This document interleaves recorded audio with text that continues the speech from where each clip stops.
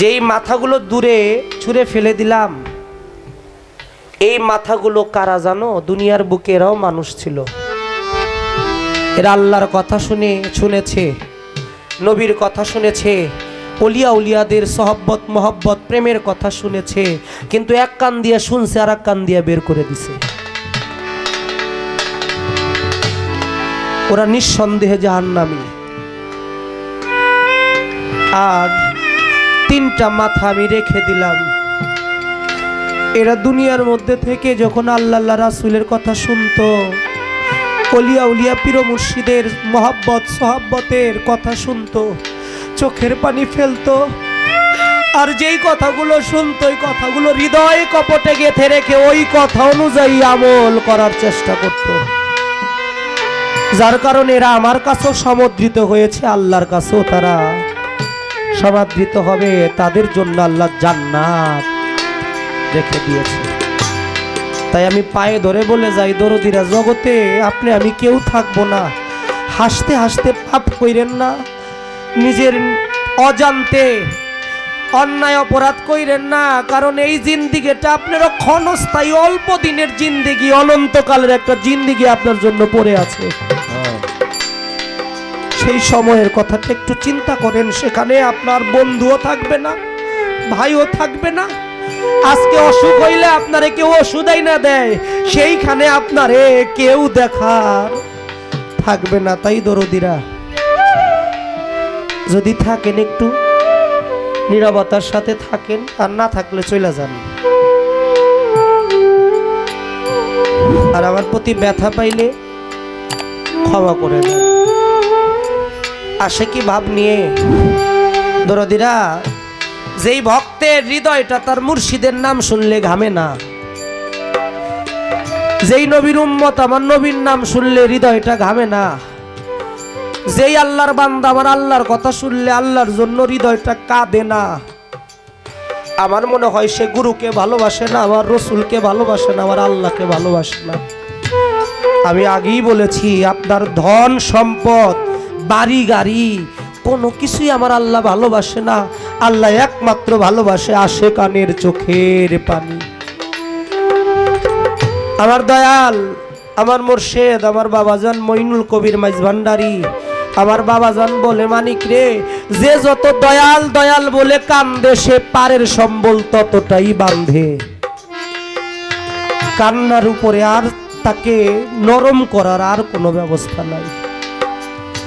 তাই দরদিরা, কথাটা একটু মনোযোগ দিয়ে শুনলে আশা করি ভালো লাগবে। কেমন প্রেমিক ছিল, কেমন আশিক ছিল, কেমন ভালোবাসা তারা বেসেছে, যা আমার দ্বারা হলো না। মানব জন্মটা বৃথাই চলে গেল। যখন এলাকাবাসীর কাছে জিজ্ঞেস করে কেউ ঠিকানা না দিতে পেরে, এক মুরব্বী বাবাজি বলতেছে, আচ্ছা আপনারা কোথা থেকে আসছেন? আমরা মদিনা থেকে আসছি। হযরত ওমর বলতেছে, ইনি হলো হযরত আলী কারামাল্লাহু ওয়াজহুল কারীম আলাইহিস সালাম। আর হযরত আলী বলতেছে, ইনি হলো বর্তমান মদিনার প্রেসিডেন্ট, রাজা, ওনার নাম হযরত ওমর। ওই মুরব্বী বলতেছে, কি কন, আপনারা এত বড় মানুষ, তবে এই এলাকায় ওয়াইজ করণী নামের কেউ থাকে না। ওই পাহাড়ের গুহায় একটা পাগল থাকে, পাগলটার নাম ওয়াইজা পাগলা। ওই পাগলটার সন্ধানে চলে গেছে, যায় বলতেছে, এখানে কি ওয়াইজ করণী নামের কেউ আছো? থাকলে একটু সাড়া দাও। কয়েকবার ডাকার পরে পাগলের কানের শব্দটা চলে গেছে। পাগল দুই চোখের পানি ছেড়ে দিয়ে বলতেছে, এই নামে তো আমার এলাকাবাসী কেউ আমাকে ডাকে না, নিশ্চয়ই ওরা আমার বন্ধুর দেশের পাখি রে, যার জন্য আমাকে এই নামে ডাকতেছে। আহা, পাগল বের হয়ে আসছে।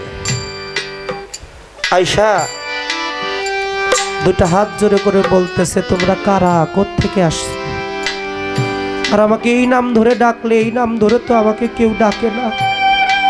তোমরা নিশ্চয়ই আমার বন্ধুর দেশের মানুষ। আমার মুহাম্মদের দেশের মানুষ, তোমরা বলো তো আমার দয়াল কি ভালো আছে? হযরত ওমর বলতেছেন, আপনি কি শুনেন নাই? সে বেশ কিছুদিন আগে পরম বন্ধুর দেশে পাড়ি দিয়ে চলে গেছে। পাগল একটা চিৎকার দিয়ে বলতেছে, আহ, তোমার সাথে তো আমার এই কথা ছিল না, তুমি এমনি করেই চলে গেলা। মাওলা আলীকে বলতেছে, তোমার নাম আলী না? আমার বড় সাধ ছিল আমার নবী পাকের হাতে হাত দিয়ে আমি তার গোলামি স্বীকার করব, কিন্তু আমার সেই সৌভাগ্য যেহেতু হলো না, তুমি পাক পাঞ্জাতনের একজন, তুমি আমাকে দয়া করে তোমার চরণে একটু জায়গা দিবে, যাতে করে আমি তোমার চরণে দাস হয়ে আমার নবী পাকের মহব্বতটুকু পাই। মাওলা আলীর হাতে হাত দিয়ে বায়াত হয়ে গেলেন, চলে গেলেন। এখন ওই যে এলাকাবাসী তারা কয়, মদিনার প্রেসিডেন্ট আসছে এই পাগলের কাছে। এই পাগল তো কোনো যেন তেন পাগল না, একটা দেশের রাজা আসছে। এই পাগলের মধ্যে যদি কিছু না থাকতো, এই পাগলের কাছে ওই রাজা আসতো না। কেউ যায় কয়, আমার পেটে ব্যথা, একটু পানি বইরা দেন। কেউ কয়, আমার পোলাপাই নয় না, একটু দোয়া কইরা দেন। এক একজনে এক একটা আবদার নিয়ে আসে। পাগল মনে মনে চিন্তা করে, এই কাওয়ার দলে আর থাকা যাবে না, ওরা তো আমারে চিনা ফেলছে, আমি এখানে আর থাকবো না। পাগল ওই এলাকা ছেড়ে চলে গেছে ফোরাত নদীর পারে। পাগলের ঝোলার মধ্যে একটা মাটির খোরা, যাকে বলে একটা মাটির খোরা আর একটা ঝোলা। ফোরাত নদীর পারে খেজুর গাছের ডালপালা দিয়ে একটা কুড়ে ঘর বানায়া থাকে। হঠাৎ করে এইদিকে মুয়াবিয়ার সাথে মাওলা আলীর সাথে যুদ্ধ লেগে গেছে সিফফিনের ময়দানে। আর এক শ্রেণীর লোক আছে, তারা মুয়াবিয়ার ভক্ত, আলীকে ভালোবাসে না, বড় বড় স্লোগান দেয়। অথচ আলীর সাথে মুয়াবিয়া যুদ্ধ। সিফফিনের ময়দানে অসংখ্য ভক্ত, অসংখ্য অনুরাগীরা শহীদ হয়েছে। ইরাক থেকে কিছু সংবাদ এসেছে, 10 জন যুবক মাওলা আলীর পক্ষ হয়ে যুদ্ধ করার জন্য সিফফিনের দিকে রওনা হয়েছে। ফোরাত নদীর পার দিয়ে যায়, ঘোড়ার শব্দ শুনে ওই পাগল ওই ঘোড়ার সামনে সেইভাবে দাঁড়াইছে। তোমরা কারা, কোথায় যাও? বলতেছে, আমরা সিফফিনের দিকে যাইতেছি, আলীর সাথে মুয়াবিয়ার সাথে যুদ্ধ লেগেছে, আমরা মাওলা আলীর গোলাম হয়ে মাওলা আলীর পক্ষ নিয়ে যুদ্ধ করার জন্য যাচ্ছি। তখন ওই পাগল বলতেছে, কি বলো, তোমরা আমার মুর্শিদের ভক্ত? ও ভাই, আমিও তো তোমাদের একজন ভাই, আমিও তো আমার মাওলা আলীর ভক্ত, তোমরা কি দয়া করো তোমাদের সাথে আমাকে নিবে? কেউ কেউ বলে, এই পাগল ছাগল নিয়ে কি হইব? আবার কেউ কেউ বলে, না রে, কার মধ্যে কি আছে এটা আবার আল্লাহই ভালো জানে। একজনের ঘোড়ার পিছে পাগলকে তুলে নিয়েছে। সিফফিনের ময়দানে যখন গেছে, যাওয়ার সাথে সাথে মুয়াবিয়ার সৈন্যরা ওই যোদ্ধাদেরকে দেখে দূর থেকে এমন ভাবে তীর নিক্ষেপ করেছে, যোদ্ধাদের বুকের মধ্যে তীরগুলো লেগে তারা ওই ঘোড়া থেকে পড়ে গেছে। আর পাগল যেই ঘোড়ার পিছে বসা, যার পিছে বসা, ওই পাগলের সামনের জন যখন পড়ে যায়, সে তার কোমর থেকে তলোয়ারটা হাতে নিয়ে ওই যে মাটির যে খোরাটা, এই খোরাটারে বানাইছে ঢাল, আর তলোয়ার দিয়ে মুয়াবিয়ার অনেক সৈন্যদেরকে তিনি কতল করেছে। মুয়াবিয়ার কাছে সংবাদ চলে গেছে, কোত্থেকে যেন এক পাগল আসছে, জামা কাপড় ছিঁড়া ফাড়া। এই পাগল আমাদের সৈন্যদেরকে এমন ভাবে মারতেছে, এই পাগল একলাই আমাদের সৈন্যদেরকে শেষ করে দিবে। দেখেন মুনাফিকের কাজ। মুয়াবিয়া বলতেছে, যদি এমনটা হয় তাহলে সামনে দিয়ে কেন, পিছ দিয়ে ওরা তীর মারো না। পিছন থেকে 3টা তীর পাগলের এই পৃষ্ঠদেশে লেগে কলিজাটা ছিঁড়ে তীরের সাথে বের হয়ে গেছে।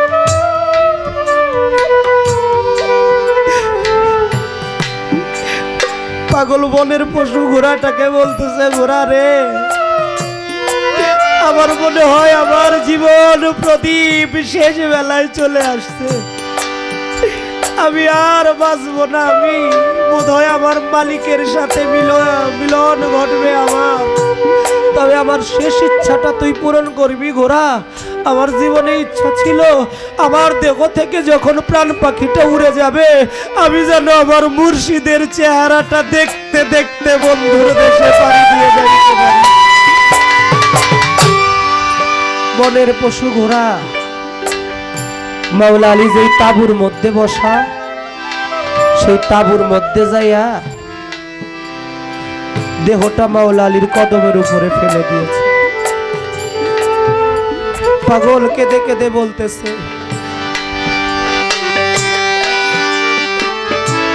ও পরাণ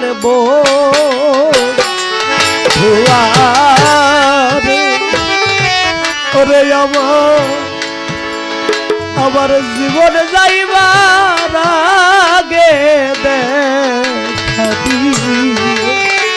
ওরে দয়া আমার মনে যত ব্যথা,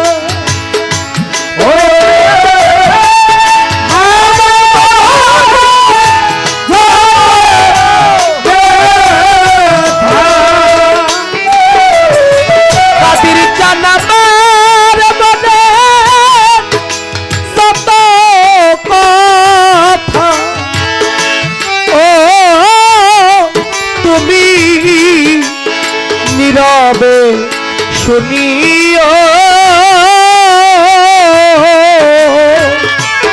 রে আমার পরাণে যাইবার আগে দেখা দিও ওরে ও মইনুল বাবা ভান্ডারী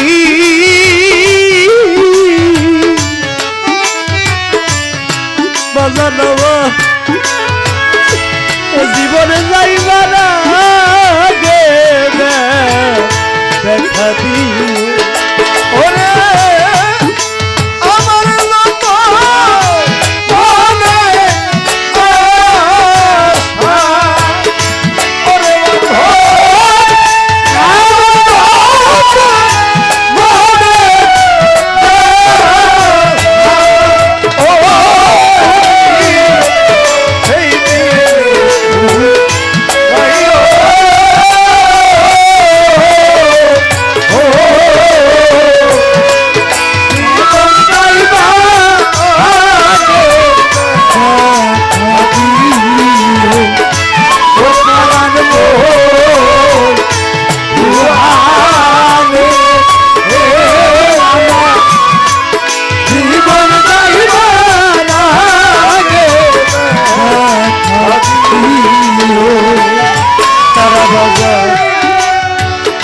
তোমার বুকে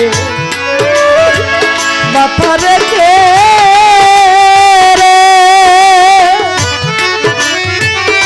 মুর্শিদ আমি থাকিব ঘুমাইয়া, জনমের ঘুম দিব রে আমি তোমার বুকে শুয়া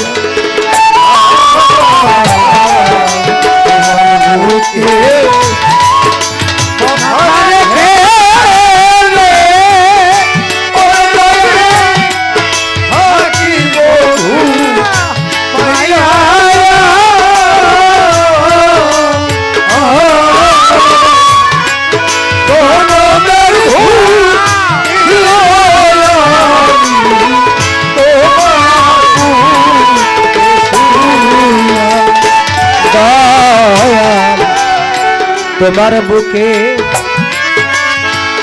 মাথা রেখে রে তারা বাজার থাকিব ঘুমাইয়া, জনমের ঘুম দিব রে আমি তোমায় বুকে লইয়া ওরে বাবা নবী আমি আর বলবো না ঘুম আসে না ওরে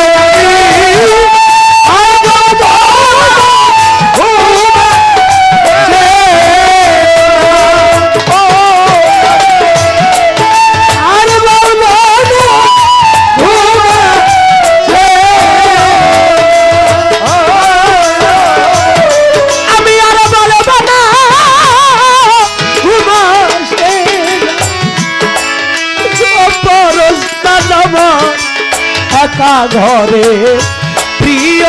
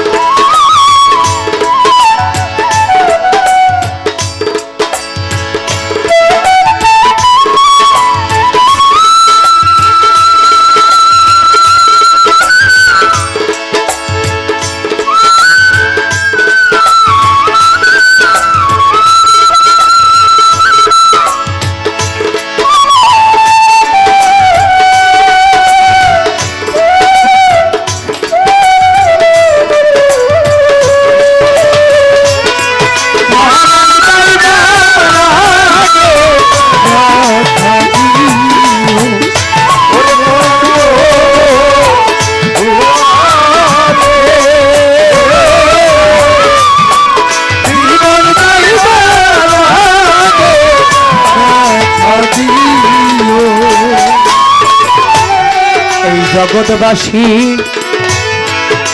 দেখুক কাশি আরে তোমার বুকে আমি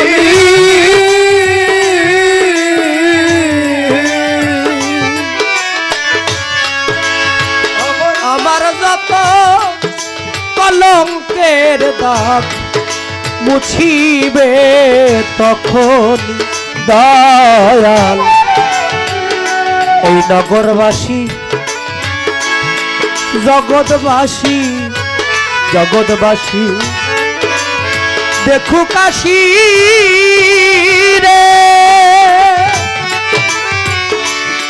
ও মুর্শিদ চান তোমার বুকে আমি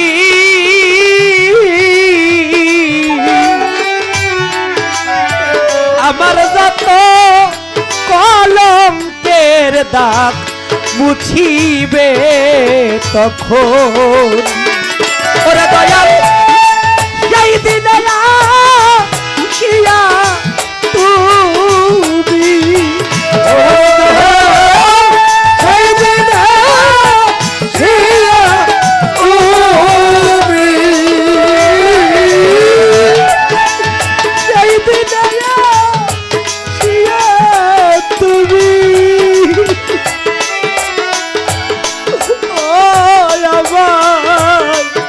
সঙ্গে করে নিও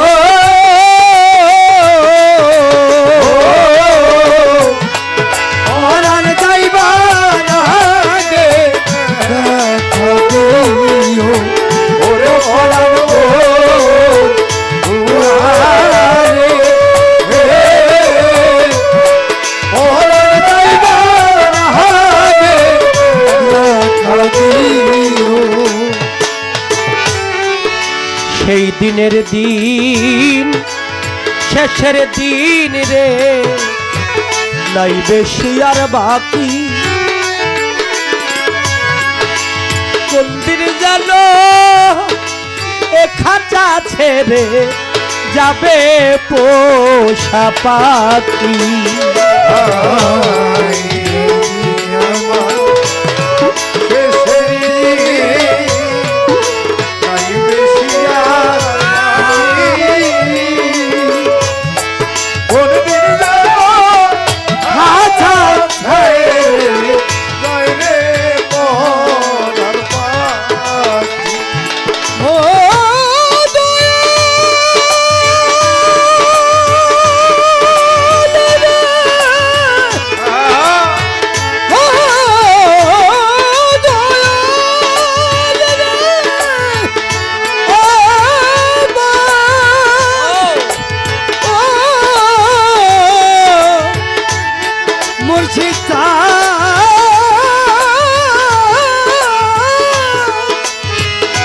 দরদি দয়াল ও দরদি রে ও দরদি সেই দিনের দিন, সেই শেষের দিন রে, ওরে আমার নাই বেশি আর বাকি। ইব্রাহিম চান কোন দিন যেন খাঁচা ছেড়ে যাবে পোষা পাখি। ওরে আমি এই মিনতি করে রাখি।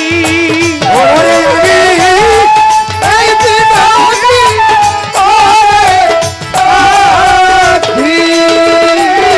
ওই চরণে এই মিনতি করে রাখি। ও সরকার আবুলের নিয় ও মহারান যাইবার আগে দেখা দিও। ও পরাণ দুয়ারে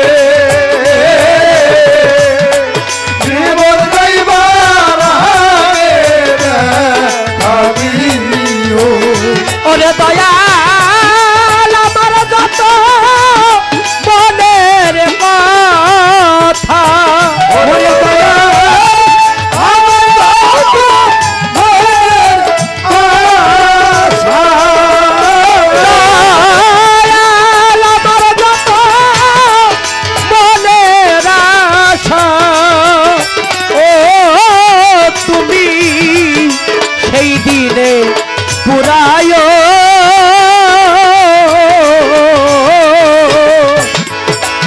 পরাণ যাইবার আগে দেখা দিও অতি নব দুয়ারে। জীবন যাইবার আগে দেখা দিও ও দয়াল বন্ধু।